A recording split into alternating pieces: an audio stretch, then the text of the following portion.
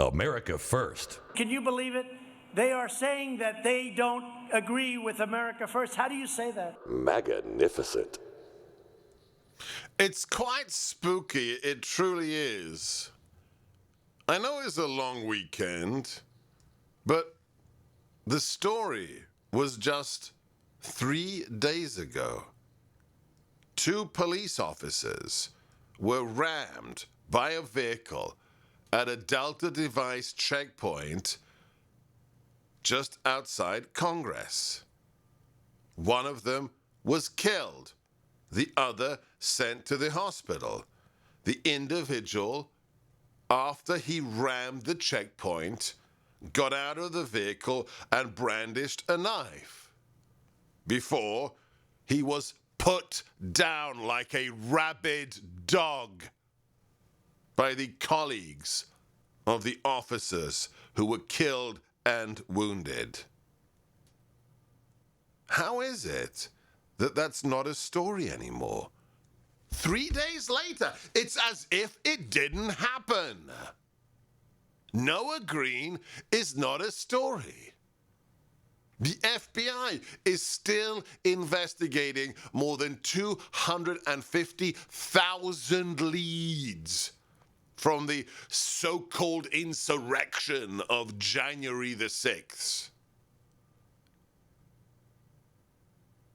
But this story, 3 days ago, has been thrown into George Orwell's memory hole.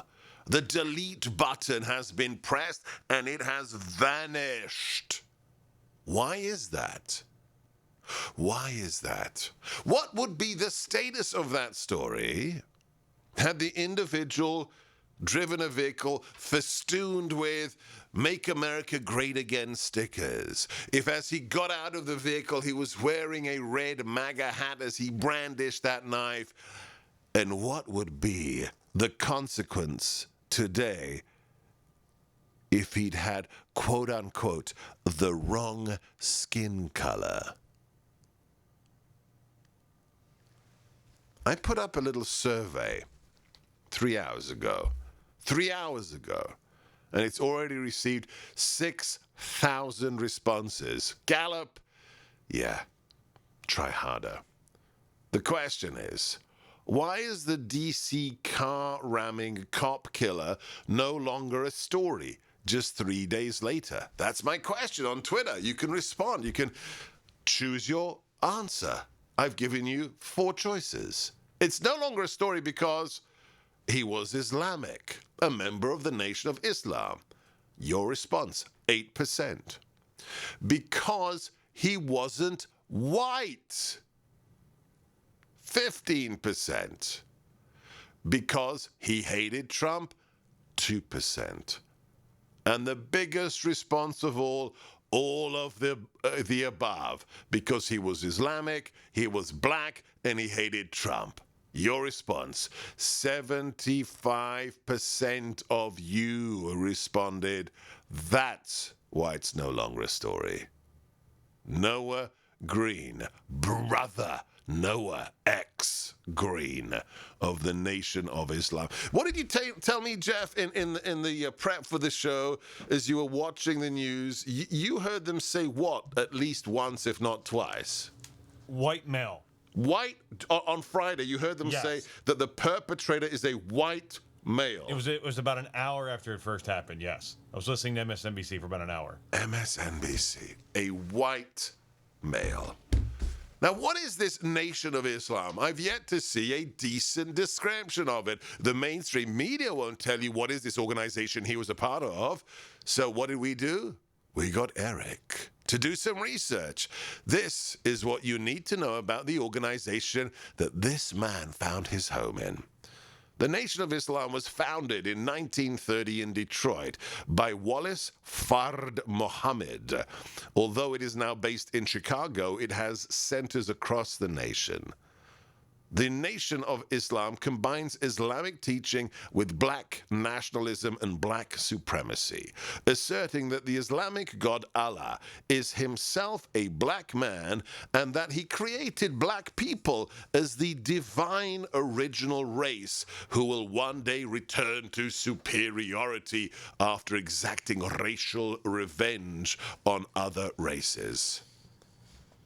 The Nation of Islam has advocated for black nationalism and black separatism within the United States, arguing for a form of reverse segregation in which blacks would be the superior race in America. These teachings led to the rise of prominent black nationalists, such as Malcolm X, born Malcolm Little, who was eventually assassinated by 3 members of the Nation of Islam. In fact, the founder of the Nation of Islam mysteriously disappeared in 1934 and was succeeded as supreme leader by Elijah Muhammad, who served for another 41 years, until Louis Farrakhan rebuilt the organization, became its head in 1978, and is still the head of the Nation of Islam 43 years later. What do you need to know about the Nation of Islam's supreme leader? Well, he's referred to Judaism as a gutter religion, as Israel as a nation structured on injustice, thievery, lying, and deceit, and when asked about the Jewish race as a whole, Farrakhan snarkily remarked, and you can hear this, "I'm not an anti-Semite, I'm an anti-termite."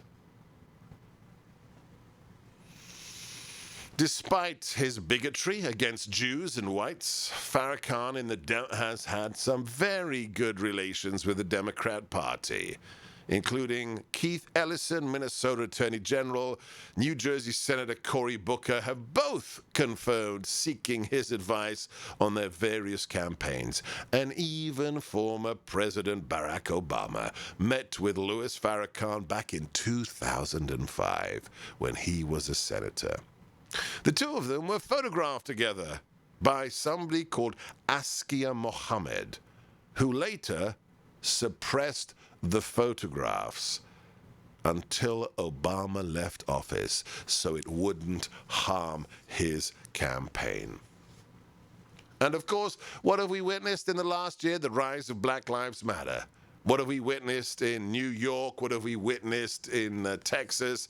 We've seen the attack by black nationalists of officers Ramos and Liu of the NYPD, both ambushed and killed in their patrol vehicle in 2014. In 2016, Micah Xavier Johnson killed 5 police officers in Dallas before he himself was blown up by a police IED robot. Those are the bare essentials. What do you need to know about the black supremacist organization that is the Nation of Islam that nobody in the mainstream media will tell you? His name was Noah Green, and he was a terrorist.